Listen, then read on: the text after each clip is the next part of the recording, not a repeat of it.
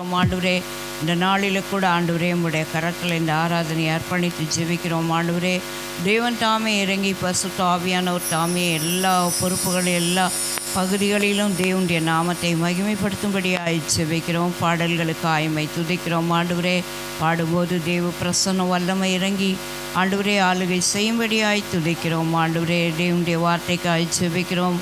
ஆண்டவரே, கர்த்தருடைய வார்த்தை வெளிப்படும்படியாய் கர்த்தருடைய நாமத்தை மகிமைப்படுத்தும்படியாய் தேவ வார்த்தைகளுக்காய் ஸ்தோத்திரிக்கிறோம். ஆண்டவரே, வர்ஷிப்காய் ஸ்தோத்திரம். பரிசுத்த ஆவியானவர் இறங்கி ஆளுகை செய்து சபையில் ஆண்டவரே சபை பரிசுத்தமாக்கி ஆண்டவரே சபையில் எழுப்புதலை கொண்டாடும்படியாய் ஜெபிக்கிறோம். ஆண்டவரே, உம்முடைய கரத்தில் அர்ப்பணிக்கிறோம். ஆண்டவரே, எல்லா பொறுப்புகளையும் உம்முடைய சமூகத்தில் ஒப்பு கொடுக்கிறோம். ஆண்டவரே, காணிக்கையின் பகுதி, அறிவிப்பு பகுதி எல்லாவற்றையும் பேர் பேராய் தனித்தனியாய் உம்முடைய சமூகத்தில் எல்லா ஊழியங்களையும் இந்த நாளில் அர்ப்பணித்து ஜெபிக்கிறோம். ஆண்டவரே, தேவ ஆவியானவர் அசைவாடுபடியாய் ஜெபிக்கிறோம். தெய்வ வல்லமுள்ள கரம் இறங்கும்படியாய் துதிக்கிறோம். தேவனுடைய நாமத்தை ஆசீர்வதித்து வழிநடத்தி பெரிய காரியங்களை செய்யுங்க. தாழ்த்தி ஒப்பு கொடுக்கிறோம். இயேசுவின் நாமத்தில் ஜெபிக்கிறோம் பிதாவே, ஆமென்.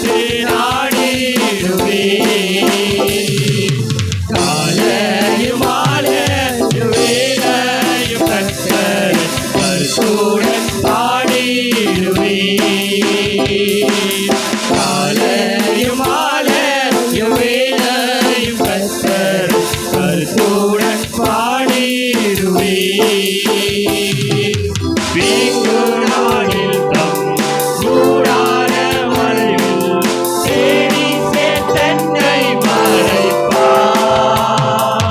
தீங்கு நாளில் தம் கூடார மறைவில் தேடி சேத்தன்னை மறைப்பார். உன்னதத்தில் மறைவாக ஒளித்தென்னை பாதுகாத்து உயர்த்துவார் கண்மலைவே. உன்னதத்தின் மறைவாக ஒளித்தென்னை பாதுகாத்து உயர்த்துவார் கண்மலைவே. காலையும் மாலையும் வேளையும் கர்த்தரை கருத்துடன் பாடிடுவே. காலையும் மாலையும் வேளையும் கர்த்தரை கருத்துடன் பாடிடுவே. என் முகத்தை தேடுங்கள் என்று என் கர்த்தர் சொன்னதினாலே. என் முகத்தை தேடுங்கள் என்று என் கர்த்தர் சொன்னதினாலே. தம்முகத்தை தேடுவோரின் கூப்பிடும் என் சத்தம் கேட்டு தயவாக பதிலளிப்பார். தம்முகத்தை தேடுவோரின் கூப்பிடும் என் சத்தம் கேட்டு தயவாக பதிலளிப்பார். காலையும் மாலையும் வேளையும் கர்த்தர் கருத்துடன் பாடிடுவே. காலையும் மாலையும் வேளையும் கர்த்தர் கருத்துடன் பாடிடுவே. அல்லேலூயா.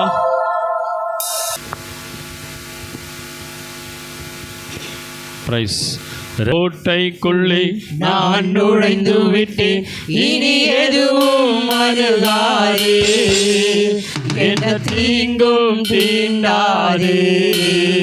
இரத்த கோட்டைக்குள்ளே நான் நுழைந்து விட்டேன், இனி எதுவும் அணுகாது, எந்த தீங்கும் தீண்டாது. நேசரின் ரத்தம் என் மேலே நெருங்காது சாத்தான். நேசரின் ரத்தம் என் மேலே நெருங்காது சாத்தான்.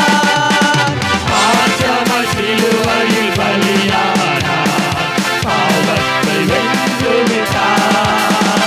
இயேசு பாசம சிலுவையில் பலியானார், பாவத்தை வென்று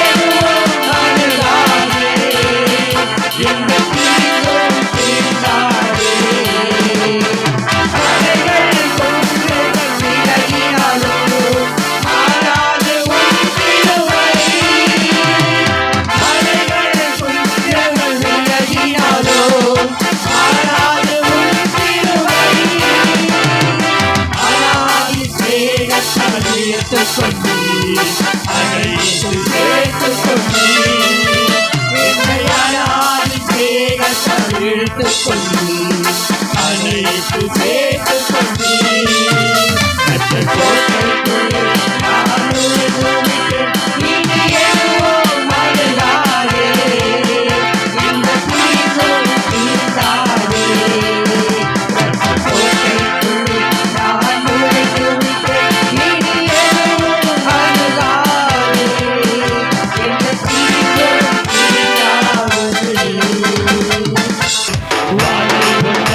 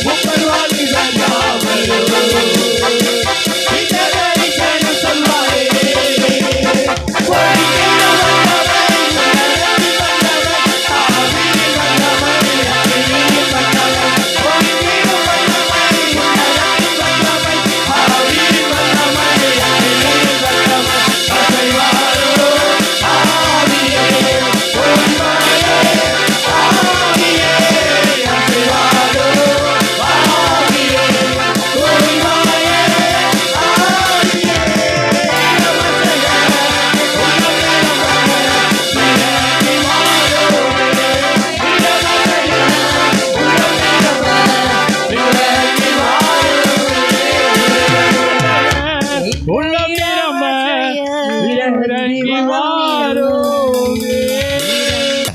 ஆண்டவருடைய நாமத்துக்கு ஸ்தோத்திரம். தேவனுடைய வார்த்தைக்கு நேராய் போகலாம். யாக்கோபு 4ஆம் அதிகாரம் 10வது வசனம். யாக்கோபு 4ஆம் அதிகாரம் 10வது வசனம். கர்த்தருக்கு முன்பாக தாழ்மைப்படுங்கள், அப்பொழுது அவர் உங்களை என்ன செய்வாருங்க? உயர்த்துவார். கர்த்தருக்கு முன்னாடி என்ன செய்யுங்க? சிம்பிளான வார்த்தை. நீங்கள் உபவாசம் எடுங்க, அதெல்லாம் ஒன்றும் சொல்லலை. நீங்கள் கடுமையாக போராடுங்க, அப்படியெல்லாம் ஒன்றுமே சொல்லலை. ஒரு சிம்பிளான ஆசீர்வாதத்துக்கு ஆண்டவர் இந்த மாத வாக்குத்தத்தத்தை எப்படி கொடுத்துருக்கிறார் பாருங்க. அவர் என்ன சொல்கிறாருங்க? கர்த்தருக்கு முன்பாக என்ன பண்ணுங்க? ரொம்ப சிம்பிளான வார்த்தை. கர்த்தருக்கு முன்னாடி கொஞ்சம் தாழ்மை, மனதில் தாழ்மை, எண்ணத்தில் தாழ்மை, சிந்தலை தாழ்மை, நோக்கத்தில் தாழ்மை, தரிசனத்தில் தாழ்மை, வார்த்தையில் தாழ்மை, உடையில் தாழ்மை, நடையில் தாழ்மை, அதுக்கப்புறம் இன்னும் அதாவது கண்களில் தாழ்மை, எல்லாவற்றிலும் தாழ்மை ரொம்ப அவசியம். இதை நாம் செய்யும்போது தானாகவே உயர்த்துவேன்னு ஆண்டவர் சொல்கிறார். அல்லேலூயா. சிம்பிளாக சொல்லிட்டார். மனதில் நிறைய பேருக்கு இருக்கும். ஆமாம், ரொம்ப நிறைய பேருக்கு மனசில் ரொம்ப இருமாப்பாவை சொல்ல, அவர் என்ன பெரிய ஆள், அவர் சொல்லிட்டா நான் வந்துடணுமா அப்படின்னுவான். அது தாழ்மை இல்லை, அது பெருமை. இப்போ ஆண்டவரை தான் சொல்கிறார். இந்த வார்த்தையை அன்றைக்கி 1ஆம் தேதி கொஞ்சம் நிறைய காரியங்களை பேசினேன். இன்றைக்கி நான் வேறு ஒரு சம்பவத்துக்கு முன்னாடி வந்துடுறேன். இங்கே சொல்கிறாரு தாழ்மை ரொம்ப அவசியம். இந்த தாழ்மையில் அதில் ஒரு வசனம் மட்டும் குறிச்சிட்டு அதுக்கப்புறம் உள்ளே போயிடுறேன். அந்த யாக்கோபில் ஒரு வார்த்தை இருக்குது பாருங்களேன். இந்த 10வது வசனத்துக்கு மேலே ஒரு 6வது வசனமோ இன்னும் நினைக்கிறேன். அது அன்றைக்கி கூட நான் 1ஆம் தேதி காலையில் பேசினேன். அந்த வார்த்தை தான் மிக முக்கியமானது. என்ன சொல்கிறார் பாருங்கள், 6வது வசனம். அவர் சொல்கிறார், அவர் அதிகமான கிருபைகளை என்ன செய்கிறாராம்? அளிக்கிறாரே. ஆதலால் தேவன் பெருமை உள்ளவர்களுக்கு எதிர்த்து நிற்கிறார், தாழ்மை உள்ளவர்களுக்கு கிருபை அளிக்கிறார் என்று சொல்லியிருக்கிறார். தேவன் பெருமை உள்ளவருக்கு என்ன பண்ணுறாரு? ரொம்ப ஜாக்கிரதையாக இருக்கணும். இதுக்கு ஒன்றும் கடுமையாக உபவாசம் பண்ணி இதை பண்ணி இந்த கட்டளை நிறைவேற்ற அது செய்ய அதெல்லாம் எதுவுமே சொல்லலை. சிம்பிளாக சொல்லிட்டார், தாழ்மைப்படு. உன் தாழ்மை ஆண்டவருக்கும் உங்களுக்கு நல்லா தெரியும், எனக்கு தெரியாது, பக்கத்தில் இருக்கிற மனைவி கூட தெரியாது, மேலே இருக்கிற தெரியும். அதனால தான் சொல்கிறாரு, அதாவது அதிகமான கிருபை கொடுக்கிறார், பெற்றுக்கொள்ள ஆயத்தமாக இருக்கும்.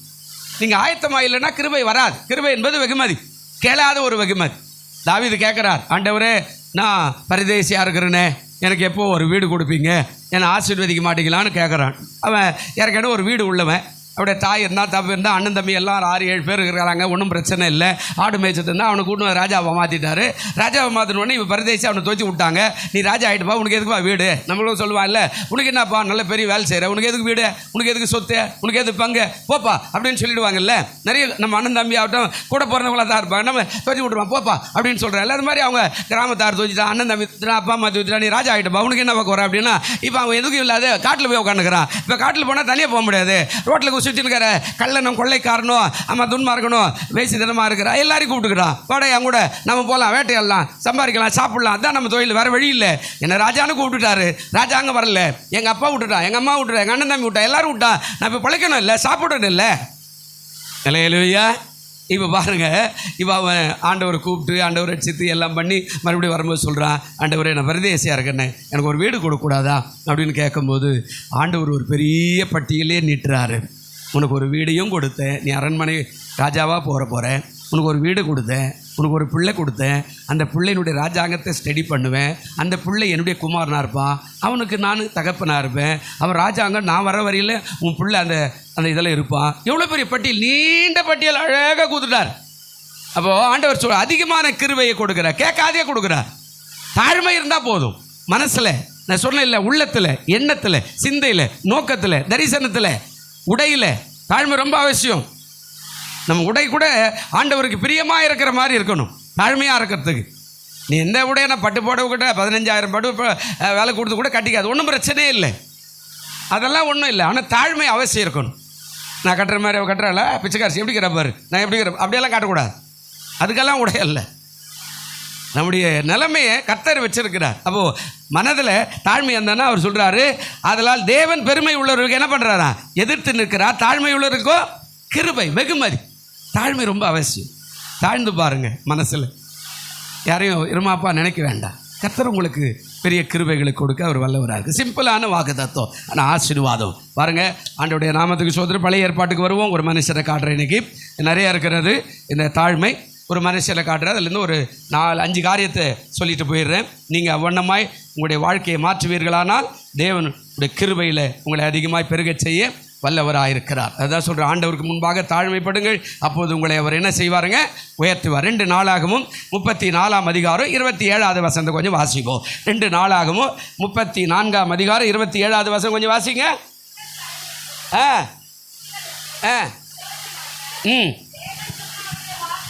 தேவன் சொன்னவருடைய வார்த்தைகளை நீ கேட்கையில் உன்னுடைய இருதயம் விலகி, எனக்கு முன்பாக நீ உன்னை தாழ்த்தி, எனக்கு முன்பாக உன்னை பணிந்து, உன் வஸ்திரங்களை கிழித்து கொண்டு எனக்கு முன்பாக அழுதபடியினால் நானும் உன் விண்ணப்பத்தை கேட்டேன் என்று கர்த்தர்.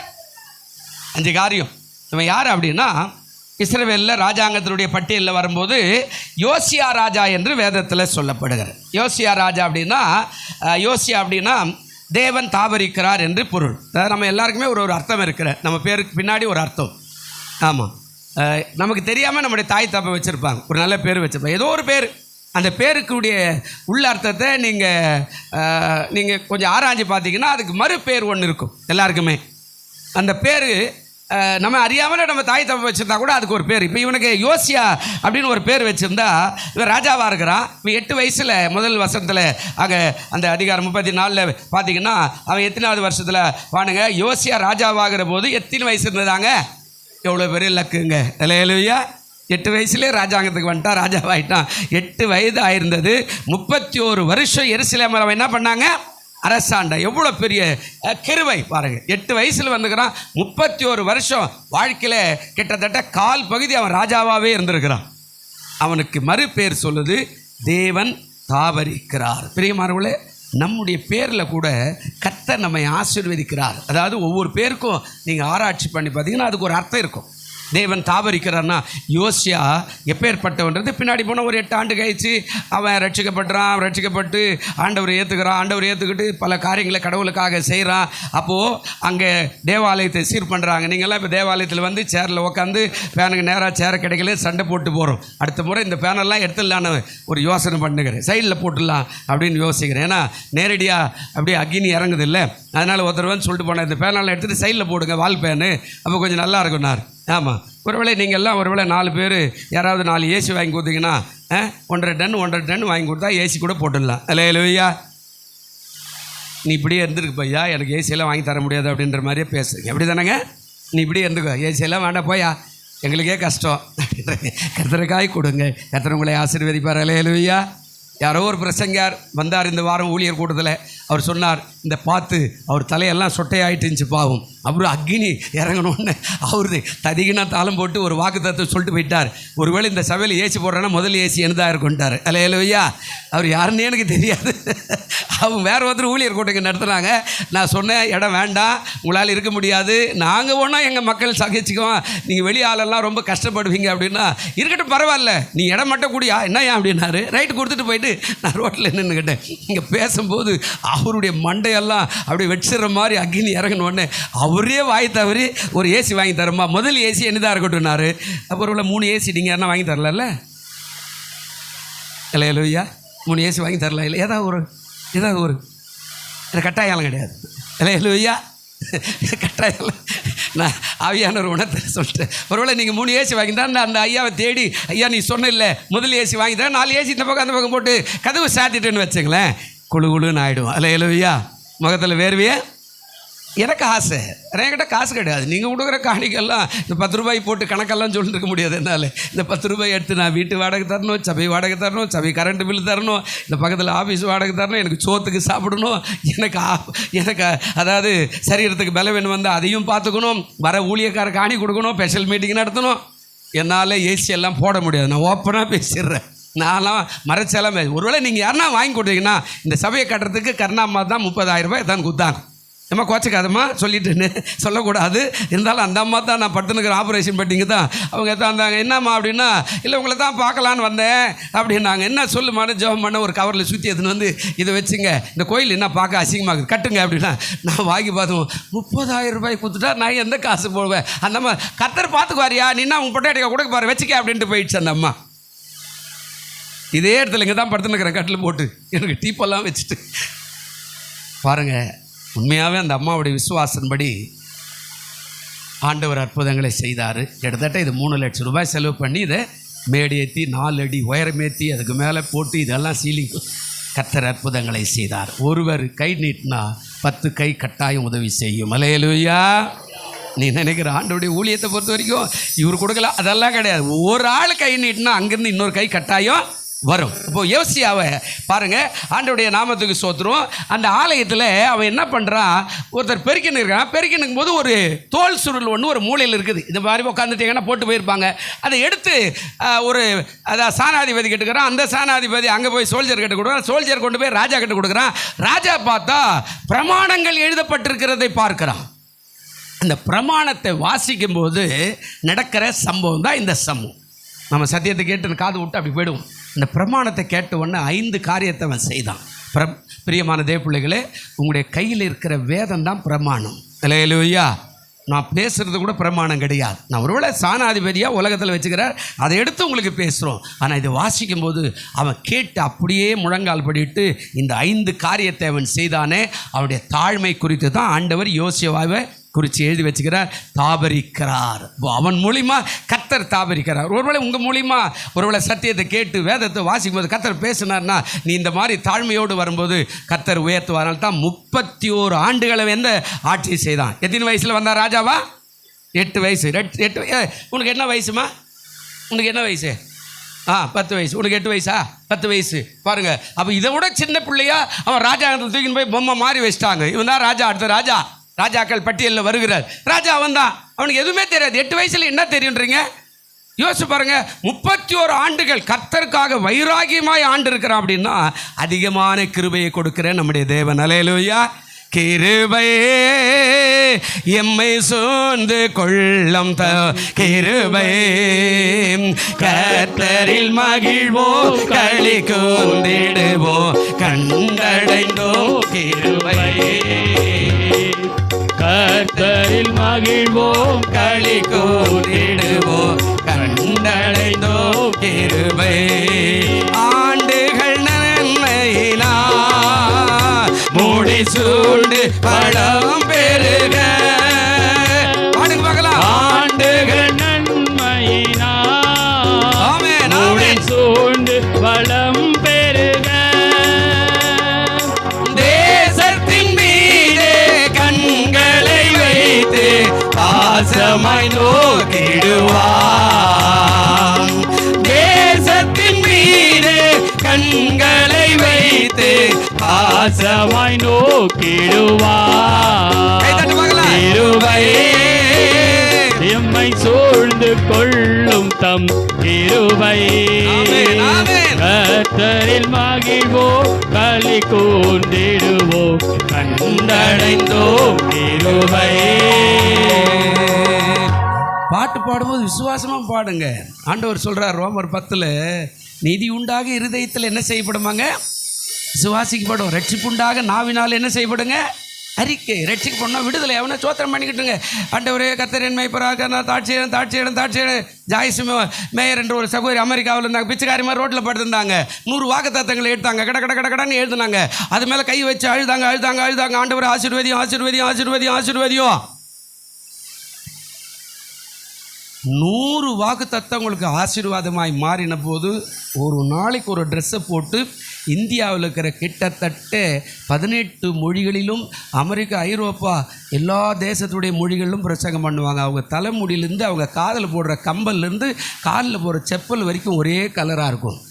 ஒவ்வொரு நாளும் டிவியில் பார்த்தா பிச்சைக்காரி மாதிரி ரோட்டில் படுத்திருந்த ஜாய்ஸ் மேயர் வாக்குத்தத்தத்தை நீங்கள் பாட்டு பாடினா வாக்குத்தத்தை பாடணுமாண்டா அவர் பாடுவார். அவருக்கு வேலை அப்படியெல்லாம் இல்லைங்களா? நீங்கள் விசுவாசத்தில் பாடும்போது தான் அது அற்புதங்களை செய்யும். அப்படி இல்லை, கர்த்தர் என்னை செய்வார், எனக்கு ஆசீர்வதிப்பார். அல்லேலூயா.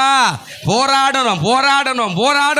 அந்த போராட்டத்தின்படியே விசுவாசமான பாட்டை பாடணும், அறிக்கை செய்யணும். கர்த்தர் என் மெய்ப்பராக இருக்க நான் தாட்சி அடைவேன். சங்கீதக்காரன் எங்கே பாடினா அந்த கெபிலிருந்து பாடுறான். அவனை ஆண்டவர் அப்படியே ஆசீர்வாதி. அந்த 6 வசந்த வீட்டில் போய் திரும்ப வாசம் பார்த்தீங்கன்னா நீங்களே ஆசீர்வாதமாக மேடு. கட்சியில் முடிக்கும்போது அவன் சொன்னான், என்ன சொன்னான் ஞாபகம் வரல? ஐயோ என்ன விசுவாசிங்க. 23ஆம் சங்கீதம் 6வது வசனம் தெரியாதா? என் ஜீவன் உள்ள நாளெல்லாம் நன்மையோ கிருபையோ பக்கத்து வீட்டுக்காரனை தொடரும். யாரை சொன்னாங்க? பக்கத்து வீட்டுக்காரனை தொடரும், அப்படி தானே? யாரை சொன்னார்? என் ஜீவனுள்ள நாளெல்லாம் நன்மையும் கிருபை யாரை தொடரும்? என்னங்க, அதைத்தான் அவன் பண்ணா, ராஜாவாயிட்டான். 40 ஆண்டு கை நாட்டு ராஜா. இல்லையா? அவனை தான் கடைசியில் இருதயத்துக்கு ஏற்றவனே சொல்லிட்டு கடைசி வரையில் அவனை கண்ணு தெரியாதப்போ கூட ஒரு அருமையான 16 வயசு பொண்ணை கொண்டாந்து அவனுக்கு சேவை செய்ய விட்டு அவனை பாதுகாத்தார். எவ்வளோ பெரிய தேவன்! நீங்கள் என்ன பண்ணுறது? விசுவாசமே இல்லாத கோயிலுக்கு வருது, விசுவாசமே இல்லை சத்தியத்துக்கு, எது விசுவாசமே இல்லாத அவர் என்ன பண்ணுவார்? கடவுளே இவர் இதெல்லாம் இல்லைங்க. போராடி பாரு, பலவந்தம் பண்ணுகிறோன்னு பரலோக ராஜ்யத்தை என்ன செய்கிறா? ஆனால் நம்ம பலவந்தம் பண்ணுறதே இல்லையே, பலவந்தத்துக்கே வரமாட்டேன்றமே. போராடு, வெற்றி உன்னோட தான். அதுதான் அறிக்கை செய்யணும். அறிக்கை செய்துனா கர்த்தருக்கு சித்தம் தான் கொடுக்கட்டும், இல்லைனா போட்டோம், அவன் என்ன அது என்ன இவன் என்ன, அப்படியெல்லாம் பேசாத. கர்த்தருக்கு சித்தமானது அவர் கையினால் எனக்கு என்ன செய்யப்படும்? பைபிள் அப்படிதான் சொல்லுது. நீ பைபிளை வச்சுக்கிட்டு பிச்சைக்காரனா இருக்கக்கூடாது. விசுவாசில் அதை அறிக்கை செய்துன்னு நாங்கள் சொல்கிறாரு. சத்தியத்தை அறிவில் சத்தியம் உங்களை விடுதலை. இந்த பக்கம் ஒரு டீ போகுது, இந்த பக்கம் ஒரு டீ போகுது, இங்கே ஒரு நரக்கி தொங்கை எல்லாம் விட்டா தொடையெல்லாம் பின்னாடி எல்லாம் மொத்தமே ஒரு மாதிரி புண்ணு பிடிச்சி போச்சு. அப்படியே ஆண்டவர் சொல்கிறார், சத்தியத்தை அறிவில் சத்தியம். நான் சொல்லிக்கிட்டே இருக்கிறேன் டாக்டர்கிட்ட. எப்படிரா? இல்லை சார், ஆண்டவர் சொல்லிக்கிறார். எந்த ஆண்டவர்? ஜீசஸ். அவன் இந்திக்கார். இல்லை சொன்னார், சத்தியத்தை அறிவில் சத்தியம் உங்களை விடுதலையாகும். அப்படின்னா அவர் விடுதலையாக்குவார் சார் சொல்லிட்டார் எனக்கு. அவ்வளோதான். இதுதான் சொல்லிக்கிறேன், அறிக்கை செய்கிறேன். அதுக்கு இன்ன வரைக்கும் அதான் அறிக்கை செய்கிறேன். ஆரோக்கியமாக தேவனை வச்சுக்கிறார். இல்லையா? ஆமாங்க, நீங்கள் சாப்பிட்ற சாப்பாடு கூட நான் சாப்பிட்றது இல்லைங்க. ஆரோக்கியமாக வச்சுக்கிறாரு. அறிக்கை, வசனத்தை அறிக்கை. நான் நல்லா இருப்பேன், என் குடும்பம் நல்லா இருக்கும், என் பிள்ளைகள் நல்லா இருக்கும், என் பிள்ளைங்க நல்லா கல்யாணம் ஆகும், நான் ஆரோக்கியமாகிடுவேன், என் கையில் பலன் வரும், எலும்பில் பலன் வரும், நரம்பில் பலன் வரும். கர்த்தர் இந்த வார்த்தை சொல்லிக்கிறார். எனக்கு ஞானம் கொடுப்பாரு. ஒருவன் ஞானத்தில் குறைவில் நான் சம்பூர்ணமாக கொடுக்குற இடத்துல வரக்கடவன் சொல்லிக்கிறாரு. நான் நல்லா படிப்பேன், உயர் படிப்பு போவேன், நல்ல கலெக்டர் ஆவேன், இன்ஜினியர் ஆவேன், டாக்டர் ஆவேன். இந்த வார்த்தையை அறிக்கை செய்து நீ செஞ்சுக்கிட்டீங்கன்னா கர்த்தர் உன்னை உயர்ந்த ஸ்தானத்தில் வச்சிருவார். அல்லேலூயா. நீ போய் சொல்லக்கூடாது, வருமானம் இல்லை, நான் போதும் படிச்சுதே, ஒரு கல்யாணம் பண்ணிவிட்டு நான் ஒரு பிள்ளை பெற்றுக்கிறேன் அப்படின்னாக்கா ஒன்றும் பண்ணிக்க முடியாது. விசுவாசம். ஆமாம், நீ போராடணும். அறிக்கை. அதை தான் தாவீது செய்தார். தாவீது எல்லாரும் விட்டாங்களா? அப்பா விட்டா, அம்மா விட்டா, ஊரார் விட்டான், நண்பர் விட்டான், உறவினர் விட்டான், யார் ராஜானை கூட்டான், சவுல் கூட விட்டான். கட்சியில் சவுலை அவனை கொல்றதுக்கு போகிறான். அவன் பாட்டு பாடுறான். 23:5 அழகாக சொன்னார். என்ன சொன்னாருங்க? நான் மரண இருளின் பள்ளத்தாக்கில் நடந்தாலும் பொல்லாப்புக்கு பயப்படன் தேவரீர் என்னோடு கூட இருக்கிறீர், உமது கோலும் உமது தடியோ. மரணம் இல்லையான்னு சொன்னா தெரியுமா? இப்போது மரணத்துக்கும் இவனுக்கு ஒரு அடி தூரம் தாங்க தான். சவுளை விட்ட வந்து நிற்கிறான், ஈட்டி வச்சுன்னு குத்திறதுக்காக. அவன் பாட்டு பாடினான். சவுலை தள்ளிட்டார், தாவீதை உயர்த்திட்டார். பெரியமார்களே, உங்களை உயர்த்துவார். இப்போ யோசியாவுக்கு முடிச்சிடுறேன், 10 நிமிஷம். அவர் சொல்கிறாரு, முதல் காரியம் அவன் இருதயம் இளகினது. அந்த வசனத்தில் அப்படி தான் இருக்குதுங்க. 27 என்ன சொன்னாருங்க? அவருடைய வார்த்தைகளை நீ கேட்கையிலே உன் இருதயம் என்ன ஆயிட்டதா? இது வந்து ராஜாக்கள் இருக்குது. அந்த அதிகாரத்தை இங்கே எழுதுறாங்க. அதனால இதை எடுத்து சொல்கிறேன். ராஜாக்கள் போனால் அது அப்படியே பட்ட பத்திரமா இருக்கும். அது சொல்ல, உன் இருதயம் என்னவாயிட்டதுங்க? கர்த்தருடைய வார்த்தையை கேட்டேன்னா இளகட்டும். தாவீது சொன்னார், பாவம் செஞ்சிட்டடா அப்படின்னு சொல்லும்போது ஆண்டவர் தாவீது அழுதான். அந்த 17வது 51:17 சொல்லும்போதுனா எப்படி ஆயிட்டேன்? என்னுடைய இருதயம் எப்படி ஆயிட்டதுங்க? அந்த வசனம் அழகாக சொல்கிறேன். அந்த இருதயம் என்ன ஆயிட்டதுங்க? நொறுங்குண்டதாய் மாறிட்டது. நான் பாவி ஆகிட்டேன். கர்த்தர் என்னை எவ்வளோ அற்புதமாக வச்சார். நான் பாய் அந்த இலகின இருதயமாய் தாழ்மைப்படணும். நான் ஒரு பாவம் படலையே, இன்னும் பெரிய ஆண்டவர், இன்னும் பெரிய கோயில், அவர் இன்னும் பெரிய பாஸ்டர், அவர் ரொம்ப யோகியமா? நீ உருப்பட மாட்டேன். ஊழியக்காரனை பார்த்து யோகிமான்னு சொன்னால் நீ கண்டிப்பாக உருப்பட மாட்டேன். ஊழியக்காரனுக்கு ஒன்றும் பெரிய ஆசீர்வாதம் இல்லை. நீ பரலோகத்துக்கு போகிறதுக்கு தான் ஊழியக்காரன் போகிறான்னுக்கிறார். இங்கே நின்று இங்கே எதுக்கு போயிச்சுக்கிறார் அப்படின்னா, நான் ஒன்று எனக்கு பொண்டாட்டிக்கு புடவை கொடுன்னுக்கெல்லாம் உங்கள்கிட்ட காணிக்கெல்லாம் கேட்கல. ஆனால் நீ உன் ஆத்துமா பரலோகத்துக்கு போகிறதுனா நீ ரொம்ப யோகியமா அப்படின்னு திருப்பி கேட்டேன்னா நீ ஆசீர்வாதம் பெற மாட்டேன். அப்போ ஆண்டவர் சொல்கிறாரு, முதல்ல அவருடைய இருதயம் என்ன ஆகிட்டதுங்க? இலகினது. அந்த 51:17 மட்டும் கொஞ்சம் அப்படி லைட்டாக டச் பண்ணிக்கிறேன் பாருங்கள். நொறுங்குண்ட ஆவிதான். தேவனே, நீ நொறுங்குண்டதோ நறுங்குண்டதுமான இருதயத்தை நீ என்ன பண்ண மாட்டேன்? புறக்கணிக்கிறது இல்லை. அப்போது அந்த இலக்கணம் சத்தியத்தை கேட்ட இப்படி சொல்லுதா? நான் இப்படி வாழலையே, என் வாழ்க்கை இப்படி இருந்தது, ஏன் பிச்சைக்காரனாகிறேன், ஏன் வியாதியாக இருக்கிறேன், ஏன் பலவீனமாக இருக்கிறேன், ஏன் வறட்சியாக இருக்கிறேன், ஏன் கிடக்காரனாகிறேன். நம்ம பாட்டெல்லாம் நல்லா தான் பாடுவோம். ஏன் அப்படி கேட்கணும் ஆண்டவர்கிட்ட. அப்போ இலகினது. 2வது காரியம் அதில் சொல்கிறாரு, அதாவது இலகு எனக்கு முன்பாக நீ என்ன செய்த? தாழ்த்தின அந்த வசனம் அழகா தாழ்மைப்பட்டான். ஐயோ, அவர் எவ்வளோ பெரிய தேவன், அந்த வார்த்தை இப்படி சொல்லுதாமே, நான் இதுவரைக்கும் கண்டெடுக்க முடியலையே. இந்த வார்த்தையின்படியே தன்னை அப்படியே தாழ்த்திட்டான். அவனுடைய மனசு அப்படியே உருகி விட்டது, தாழ்த்திட்டான். அந்த வசனம் சொல்கிறாரு இல்லை, 2 நாளாகமம் 7:14. வேகமா, நான் நேரம் இல்லை, முடிச்சுக்கிறேன் சீக்கிரம். 2 நாளாகமம் 7:14 என்ன சொன்னாருங்க? போடுப்பா. 2 நாளாகமம் 7:14 சொல்றாரு, என் நாமம் தரிக்கப்பட்ட என் ஜனங்கள். யாரை சொன்னாருங்க? யாருங்க என் ஜனங்கள்லாம்? யாருங்க? நீங்கள்லாம் ஆண்டவருடைய பிள்ளைகள். ஆண்டவருடைய என் ஜனங்க தங்களை என்ன பண்ணணுமா? தாழ்த்தி ஜெபம் பண்ணி என் முகத்தை தேடி தங்கள் பொல்லாத வழிகளை விட்டால் தான் தாழ்மை. தாழ்மைனா எப்படி? அதை விட்டு பொல்லாத வழிகளை விட்டு திரும்பினால் அப்போது பரலோகத்தில் இருக்கிற நான் என்ன பண்ணுறேன்? முதல்ல கேட்டு அவர் பாவத்தை மன்னித்து அவர்கள் தேசத்தை நான் என்ன பண்ணுறேன்? ஏன் தேசத்தை சொன்னார்? உனக்கு சொல்லலை. தேசம் ஆசீர்வாதமாக இருந்தால் உன் பாவம் மன்னிச்ச உடனே உனக்கு ஒரு வேலை கிடைக்கும், உனக்கு ஒரு வியாபாரம் கிடைக்கும், உனக்கு ஒரு ஆசீர்வாதம் வரும், உனக்கு ஒரு குடும்பம் வரும், உனக்கு ஒரு பிள்ளைகள் வரும்.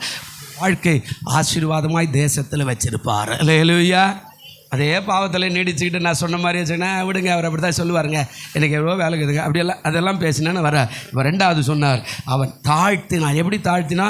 ஐயோ, ஆண்டவருடைய வார்த்தை இப்படி சொல்லுதா, நான் இவ்வளோ நாளாக சரியாக இல்லாத இருந்துட்டேனா அப்படின்னு தாழ்மை படுத்தினான். 3வது அதில் சொல்கிறாரு, என்ன சொல்கிறாருங்க?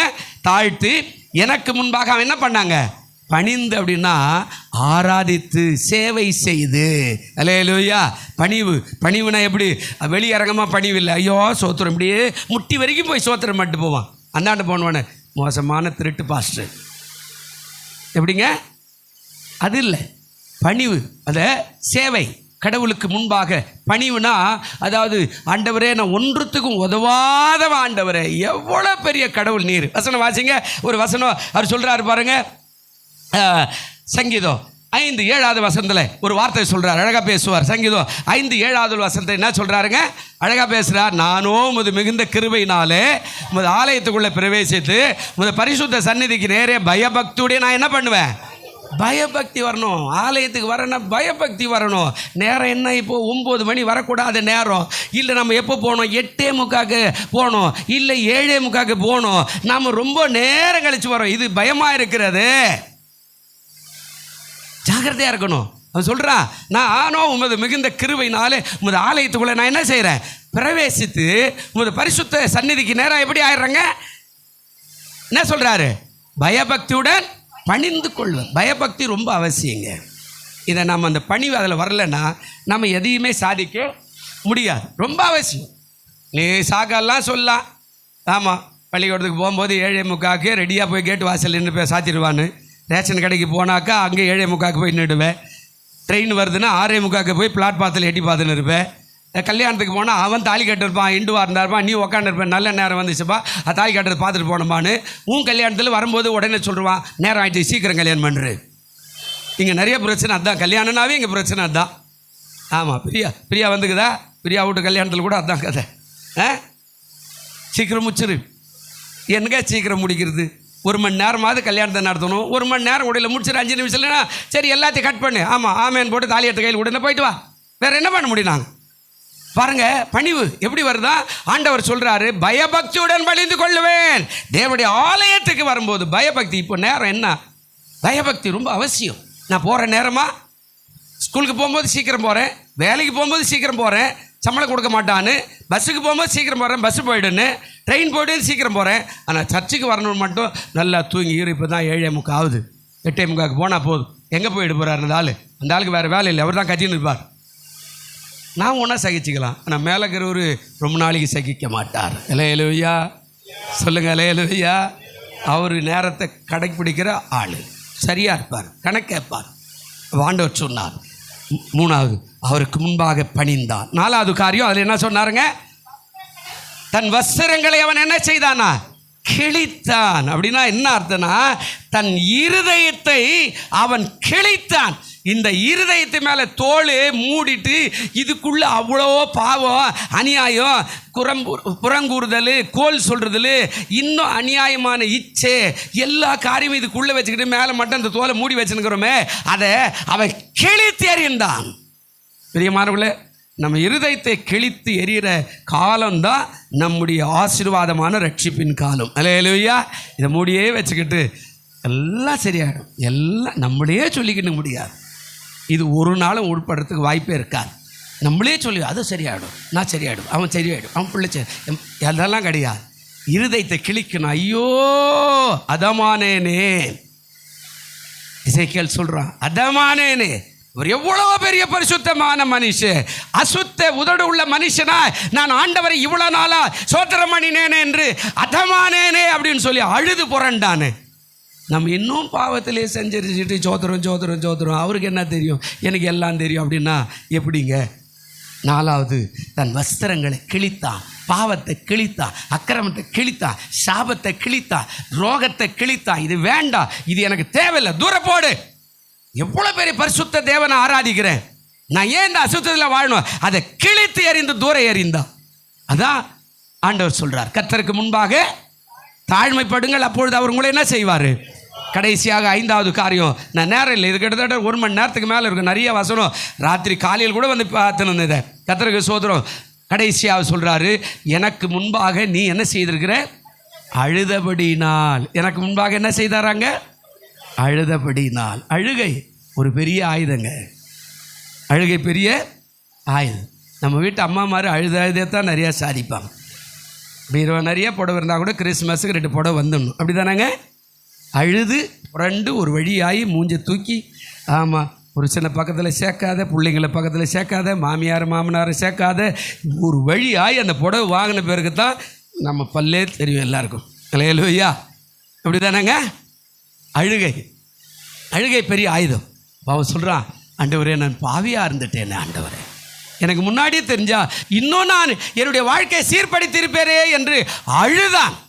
அழுகை. அந்த வசனம் ஒன்று இருக்குது பாருங்கள், வாசி பாருங்கள். யோவேல் 2ஆம் அதிகாரம் 12வது வசனம் கொஞ்சம் வாசிங்களேன். இது நான் நிறைய வசனங்குது, நான் குறைச்சிக்கிட்டேன், நான் முடிச்சுக்கிறேன், ஏன்னா வெயில் அதிகமாகுது, சீக்கிரம் உங்கள் திருவிருந்து கொடுத்து அனுப்பிச்சிடுறேன். பாருங்கள், யோவேல் 2ஆம் அதிகாரம் 12வது வசனம் இருக்குதா? ஆதலால் நீங்கள் என்ன பண்ணுமா? உபவாசத்தோடோ அழுகையோடோ புலம்பலோடோ உங்கள் முழு இருதயத்தோடோ என்னிடத்தில் திரும்புங்கள் என்று கர்த்தர் சொல்லுகிறார். எப்படி திரும்பணுமா? ஞாயிற்றுக்கிழமை போன வாரம் பட்ட பிரயாசம், பாடு, கஷ்டத்தை எல்லாம் நினச்சி அழுகையோடு தேவ சமூகத்தில் அழுகணும்ப்பா. இந்த வாரமாகிலும் எனக்கு ஆசீர்வதிங்களேன், இந்த வாரமாகிலும் என்னுடைய பஸ் பிரயாணம் நல்லா இருக்கணும், இந்த வாரமாகிலும் என் வேலையில் ஒரு சமாதானமாக செய்யணும், இந்த வாரமாவது என் மனைவி பிள்ளையை நல்லா காப்பாற்றுங்க, இந்த வாரமாவது எனக்கு நல்ல வேலை கொடுங்க, இந்த வாரமாகிலும் நல்லா சாப்பிட்டு நல்லா தூங்கி எழுந்து காலையில் உம்மை துதிக்கக்கூடிய பாக்கியத்தை எனக்கு தாங்க. அழுகையோடு அவர் சொல்கிறார், நீங்கள் இப்போது உபவாசத்தோடோ அழுகையோடோ, அடுத்தது என்னதுங்க? புலம்பலோடுனா அறிக்கை. ஐயோ நான் கர்த்தரை விட்டுட்டேனே, என் ஆசீர்வாதம் நிறைய தரம் புலம்பி இருக்கிறேன். ஒருவேளை நான் சொன்னப்போ எனக்கு ஆண்டவரை ஏற்றுக்கிட்டு இருந்தால் எனக்கு இந்த 13 ஆப்ரேஷனெல்லாம் வந்திருக்காது. நான் உங்களை மாதிரியே நல்ல பெரிய குடும்பஸ்தன் ஆகி 4 பிள்ளைகளை பேத்து எடுத்து பெரிய பண்ணியார் ஆகிட்டுருப்பேன். எனக்கு பண்ணியார் ஆகணும்னு தான் ஆசை. நான் உண்மையை தான் எனக்கு 15 ஏக்கர் நிலம் இருந்து உப்பை தவிர நான் காசு கொடுத்து எதுவுமே எனக்கு 5 வயசில் 5 வயசில் 6 வயசுலாம் வாங்கினதே கிடையாது. அப்படியே நேராக போவோம், அத்தி மரத்தில் காய் இருக்கும், அப்படியே உழுக்குன்னா அது கூட நிறைய அவரை பாதி விற்று போட்டு பாதி ஊறுகாய் போட்டு வச்சுருவாங்க. இந்த பக்கம் புளிய மரம் இருக்கும், புளிய மரத்தில் அப்படி போட்டால் அதுவே வருஷம் பூரா புளி வந்துடும். அந்த பக்கம் தென்னை மரங்க ஒரு 20-30 தென்னை மரங்க, இந்த பக்கம் மாமரம் ஒரு 4-5 மாமரங்கள் இருந்தது, சீத்தா மரம் இருந்தது, அந்த பழம் இந்த பழம் இருக்கும், தக்காளி அப்படியே நட்டு வச்சுருப்போம், போகும்போதே பறித்து வாயில் போட்டு சாப்பிட்டு போயிடுவோம். பச்சை மிளகாய், வெண்டைக்காய், முள்ளங்கி, கத்திரிக்காய் சகலத்தையும் பயிரிட்டு ஆளுனா. காசு கொடுத்து எதுவுமே வாங்கலை, பாதி விற்று பாதி நாங்களே சாப்பிட்டோம்.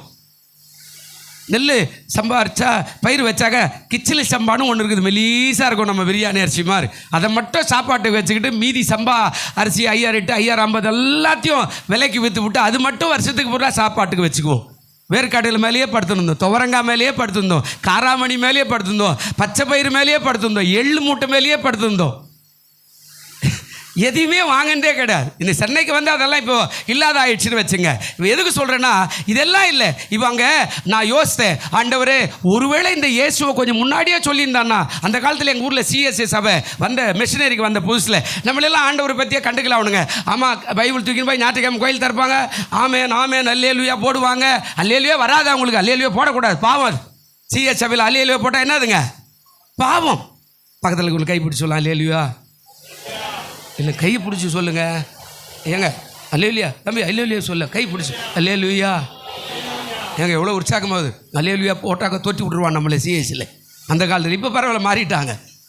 அப்போ பாருங்கள், அவன் ரோட்டில் போயின்னு வருவான், பைபிள் எடுத்துகிட்டு போவான். தம்பி ஏசு நல்லவரும் கூட சொல்ல மாட்டான். ஆமாம், நாங்களாக தான் போவோம். எப்போ போவோம்? கிறிஸ்மஸுக்கு போவோம், அப்புறம் ஈஸ்டருக்கு போவோம், குட் ஃப்ரைடேக்கு போவோம். கஞ்சி, கசப்பு கஞ்சி கொடுப்பாங்க, ஒரு நிறைய குண்டா நிறைய கொடுப்பாங்க. அதை எல்லாமே போட்டுக்கிட்டு நல்லா போட்டு நல்லா டேஸ்ட்டாக இருக்கும், தேங்காய்லாம் போட்டு அதை வாங்கி குடிக்கிறதுக்காக அப்போவும் ஏசு நான் நல்லவன் சொல்ல மாட்டான். இப்போது நான் ரட்சிக்கப்பட்டு போய் நான் புலம்பனேன் பல வருஷம். ஒருவேளை நான் அன்றைக்கு ஏற்றுக்கிறேன்னா என் வாழ்க்கையில் இவ்வளோ பெரிய தியாகம் வந்திருக்காது ஆண்டவரே, நான் மறந்துட்டேனே, நான் விட்டுட்டேனே, இன்னைக்கு இவ்வளோ பெரும் பாடுகள். ஆமாம் ஆண்டவர், எல்லாம் இழந்து போயிட்டுனே. நான் அந்த புலம்பல் அதாங்க பேசுகிறார். உபவாசத்தோடும் அழுகையோடும் புலம்பலோடும் உங்கள் முழு இருதயத்தோடும் என்னிடத்தில் என்ன பண்ணுங்க? திரும்பு. போட்டோம் 2024, இப்போ 2025 மனம் திரும்பு. கர்த்தர் இழந்து போன ஆசீர்வாதத்தெல்லாம் உனக்கு கொடுக்க வல்லவராய் இருக்கிறார். அல்லேலூயா. அதனால தான் ஆண்டவர் சொன்னார், கர்த்தருக்கு முன்பாக என்ன பண்ணுங்க? தாழ்மை. அப்பொழுது அவர் உங்களை என்ன செய்வாருங்க? இங்கே இருதயத்தில் தான் மொத்தமே இருக்குது. எரேமியாவில் சொல்லுவார், எல்லாவற்றுக்கும் கேடு உள்ளதுன்னு திருக்குள்ளது. என்னது தெரியலையா? என்னதுங்க? அந்த வசனத்தை மட்டும் கொஞ்சம் வாசிட்டு எழுந்துக்கலாம், அவ்வளோதான், முடிஞ்சிடுச்சு. நான் பிரசங்கத்தை முடிச்சுக்கிறேன், ரொம்ப லேட் ஆகிடும் போயின்னு இருந்தால். அது நிறைய பெரிய காரியம். எரேமியாவின் புஸ்தகம் 9ஆம் அதிகாரமா 17ஆம் அதிகாரமா தேடி சொல்லுங்க பார்க்கலாம். எரேமியாவின் புஸ்தகம் 17ஆம் அதிகாரம் இருக்குதா? 9 இருக்குதா பாருங்க. எல்லாவற்றையும் பார்க்கிலும் இருதயமே எப்படி இருக்குதாங்க? திருக்குள்ளதோ மகா கேடு உள்ளதுமாய் இருக்கிறது. அது கீழே சொல்றார், ஒவ்வொருவனுக்கும் அவனவன் வழிகளுக்கும் செய்கைகளுக்கும் பலன்களுக்கும் தக்கதாக கொடுக்கும்படி இருதயத்தை என்ன செய்கிறாராம்? ஆராய்கிறவரும் உள்ளிந்திரியங்களை சோதித்து இருக்கிறவருமாய் இருக்கிறார். இருதயம்தான் ரொம்ப பொல்லாத பாற்று சரீரத்திலே. அது உள்ள அவ்வளவு இருக்கிறது, இருதயத்துக்குள்ள அவ்வளவு இருக்கிறது. இதை சரிப்படுத்தினா வாழ்க்கை சரியாயிடும். இதில் மேலே 7வது வசனத்தில் சொல்கிறாரு, கர்த்தர் மேல் நம்பிக்கை வைத்து கர்த்தரை தன் நம்பிக்கையாய் கொண்டிருக்கிற மனுஷன். இந்த வசனத்தோடு போவோம். கர்த்தருக்கு முன்பாக தாழ்மைப்படுங்கள், அப்பொழுது அவர் உங்களை உயர்த்துவார். எழுந்திருப்போம். நான் இன்னைக்கு சீக்கிரம் முடிக்கிற வெயிலுக்காக, ஆமாம் திருவிருந்தெல்லாம் இருக்கிறதுனால திருவிருந்து ரெடி பண்ணுப்பா, ஒரு பாட்டு. நல்ல பிதாவே, இந்த பார்த்து கொண்டிருக்கிற கேட்டுக்கொண்டிருக்கிற அத்தனை பேரையும் பிதா குமார பரிசுத்த ஆவியின் நாமத்தினால் ஆசீர்வதிக்கிறோம். கர்த்தருக்கு முன்பாக தாழ்மைப்படுங்கள், அப்பொழுது உங்களை உயர்த்துவார் என்று சொன்ன வார்த்தையின்படி தாழ்மைப்படும் போது உயர்வை கொடுக்கிற கர்த்தராக இருக்கிறதுக்காக ஸ்தோத்திரம். ஆசீர்வதி. இயேசுவின் நாமத்தில் வேண்டிக் கொள்கிறோம் நல்ல பிதாவே, ஆமேன்.